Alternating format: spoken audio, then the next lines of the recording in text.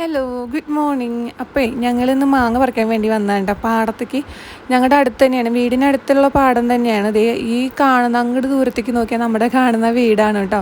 അത്രയും ദൂരം പക്ഷേ നമുക്ക് പാടത്തൂടെ ഇങ്ങനെ നടന്നു വരണം ഈ മാങ്ങ പൊട്ടിക്കാനായിട്ട്.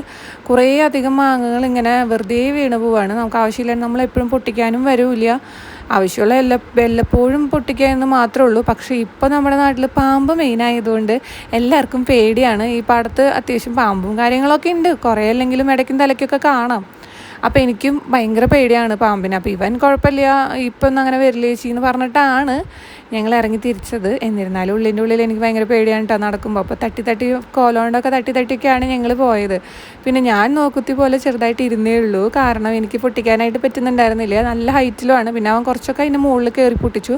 എന്നാൽ ഏറ്റവും ടോപ്പിൽ കുറേ മാങ്ങയൊക്കെ ഉണ്ടായിരുന്നു കേട്ടോ. കുറച്ച് നേരത്തെ പരിശ്രമത്തിന് ശേഷം ഞങ്ങൾ കുറച്ചധികം മാങ്ങ കിട്ടി. അതൊക്കെ പറക്കിയെടുത്തിട്ട് പിന്നെ ഞങ്ങൾ ഇങ്ങോട്ട് വീട്ടിൽ പോന്നു. ഇത്രയും മാങ്ങയൊക്കെയാണ് നമുക്ക് കിട്ടിയത് കേട്ടോ. ഒരു ചാക്കിൽ അത്യാവശ്യം, പിന്നെ ചെറിയൊരു ചാക്കിൽ വേറെ ടൈപ്പ് മാങ്ങ, 2 ടൈപ്പ് മാങ്ങയാണ് ഉണ്ടായിരുന്നത്. അങ്ങനെ അതെല്ലാം സെറ്റായി. ഇനി പിന്നെ ഒരു വീഡിയോയിൽ കാണാം. അപ്പോൾ okay, bye bye, take care.